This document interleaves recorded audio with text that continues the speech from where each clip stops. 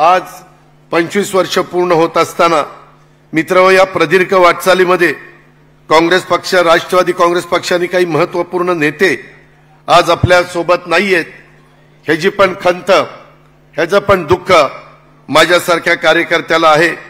आणि त्याच्यामध्ये दिवंगत आबा पाटील असतील, दिग्विजय खानविलकर असतील, बाबा कृपेकरजी असतील, आमचे वल्लभशेठ बेनके असतील, बऱ्याच जणांची नावं घेता येतील।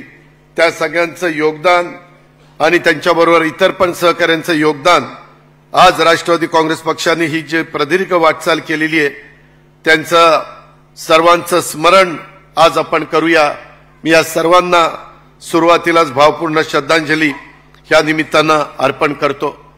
मित्रांनो, काळाच्या नियतीच्या पुढे तुमचा माझा कुणाचं काही चालत नाही आणि ह्या घटना घडल्यानंतर त्या घरातल्या लोकांना सावरून पुन्हा एकदा पुढे नेण्याचं काम हे करायचं असतं।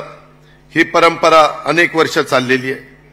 राष्ट्रवादी काँग्रेस पक्षाच्या स्थापनेपासून 24 वर्ष पक्षाचं नेतृत्व करणाऱ्या आदरणीय पवार साहेबांनी देखील पक्षाला दिलेल्या समर्थ नेतृत्वाबद्दल आज पक्षाच्या वतीनं आणि आपल्या सर्वांच्या वतीनं मी त्यांच्या प्रति कृतज्ञता देखील त्या ठिकाणी व्यक्त करतो।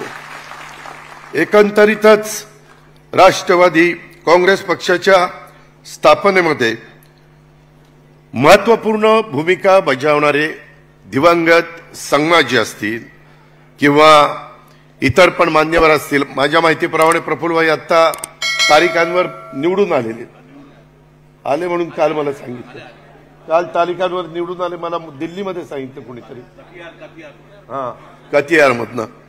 ते आज दुसऱ्या पक्षात आहेत। ठीक आहे, वेगवेगळ्या पद्धतीच्या घटना घडत असतात,